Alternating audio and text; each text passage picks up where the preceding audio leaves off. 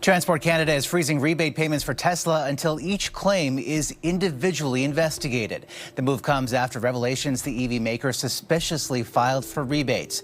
Tesla's been through its fair share of drama, but nothing quite like this. What started as a political response to US trade moves has quickly turned into a full-blown takedown of Tesla's grip on the Canadian market. From brutal tariffs and investigations to massive consumer rebates favoring homegrown brands, the Canadian government just declared an all-out war on Elon Musk. So what triggered Canada to go directly after Tesla, and has Tesla been gaming the Canadian rebate system? Let's find out.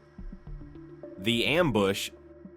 In early 2025, Canada made a move that caught Tesla completely off guard. With very little warning, the federal government introduced a 100% tariff on all Tesla vehicles imported from the United States. This single policy decision instantly doubled the price of every Tesla model sold in the country. The Model Y, which had previously sold for around 70,000 Canadian dollars, was now priced well over $140,000. That kind of jump priced Tesla out of the market for the average Canadian overnight.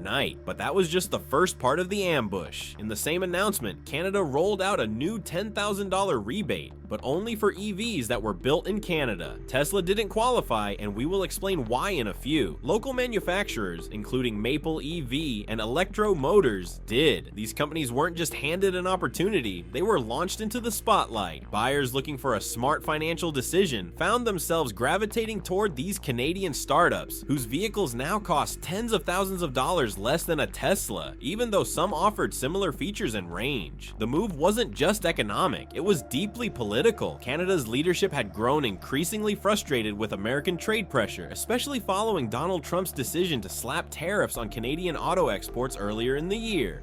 But instead of retaliating across the board, Canada played it smarter. They focused on EVs, a sector that not only had symbolic value, but where Tesla had dominated. This was Canada drawing a clear line and saying, we're done giving American corporations the upper hand in our market. It wasn't about punishing Tesla specifically, but Tesla felt the full weight of the policy. Within a matter of weeks, Tesla's showroom traffic in Toronto, Vancouver, and Montreal dropped sharply. Dealership staff saw test drives disappear, and online orders slowed to a trickle. Domestic EV producers, many of which had struggled to break through Tesla's market dominance, started reporting a spike in demand. Even Electro Motors' CEO said pre-orders jumped by 60% within the first 10 days of the announcement. The message from consumers was clear. If it saves money and supports the national economy, it's worth switching. Now, Canada just took another swing at Tesla, freezing over $43 million in electric vehicle rebate payments to Tesla. Canada drops the hammer on Tesla. The Canadian government just froze over 43 million Canadian dollars in electric vehicle rebate payments to Tesla, citing concerns about a suspicious surge in last-minute claims. The decision landed like a punch, not just disrupting Tesla's operations in Canada, but throwing the entire EV policy landscape into the spotlight. It wasn't just a bureaucratic delay, it was a full-blown confrontation. The issue centers around Tesla's use of the federal IZEV program, which offered up to $5,000 per vehicle to qualifying buyers. On paper, the program was meant to boost EV adoption by making them more affordable. But in late 2024, something unusual happened. Within just 72 hours, Tesla filed rebate claims for 8,653 vehicle sales, effectively securing a massive payout right before the program was due to pause. That sudden rush triggered red flags at Transport Canada. Officials began a line-by-line audit of every single claim Tesla submitted during that window. According to reports from the Toronto Star and Global News, the rebate claims totaled more than 43 million Canadian dollars, nearly 20% of the program's total 2024 disbursements in just 3 days. The payment, which was due on March 25, 2025, was in the processing stage when Transport Minister Chrystia Freeland, who took office on March 23, 2025, immediately instructed her department to halt all payments. The Canadian government now calls the spike unprecedented and has frozen Tesla's payments while the investigation plays out. Some say this is a political move. However, analysts have disagreed on this for a while, which may have caused the government to take notice. It wasn't just the amount that caused concern, it was the timing and volume that suggested Tesla may have exploited a policy loophole, using software-driven bulk filings to beat the deadline. This response marked a shift in tone from Canadian regulators. Tesla had long been the leader in EV EV sales in Canada, claiming around 25% of all federal EV rebates in 2024. But now, Ottawa is treating the company not as a clean energy partner, but as a corporation taking unfair advantage of public funds. Officials also announced that Tesla would be excluded from any future versions of the IZEV program, a move that immediately raised questions about the company's future competitiveness in Canada. What was particularly unusual is how public the backlash was. Normally, subsidy disputes happen quietly, behind closed doors, but this one became front-page news across Canada, partly because of the size of the claim and partly because Tesla isn't just any automaker. It's the symbol of the EV movement, and now it is under fire for allegedly crossing the line on taxpayer-funded incentives. And just like that, Tesla is once again on the defensive. But what really happened? Was Tesla gaming the system in Canada? The $43 million scandal.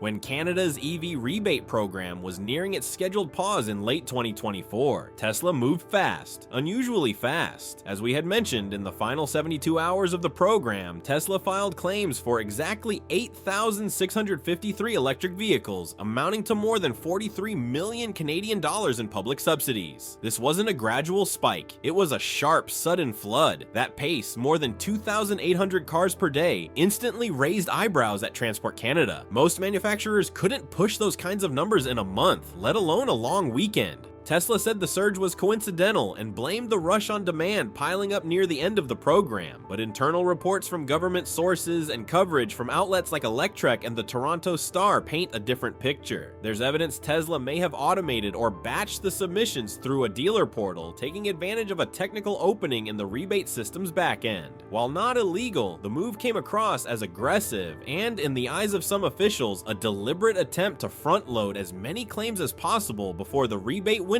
slammed shut. What adds weight to the suspicion is that other automakers didn't report anything close to Tesla's numbers during that same period. In fact, Tesla's filings in that final weekend alone represented about 20% of all EV rebate claims for the entire year. That's a staggering concentration for such a short time frame, and it forced the federal government to not just pause payments, but launch a full audit of every single submission. There's also a financial logic behind Tesla's push. By locking in nearly $43 million in public incentives right before the cutoff, the company effectively secured a huge cash injection without having to reduce sticker prices or offer additional buyer discounts. It was a way to maximize margin without giving anything up.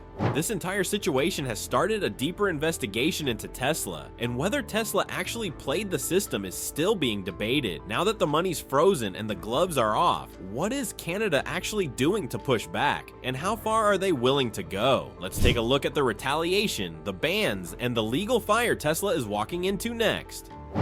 The fallout.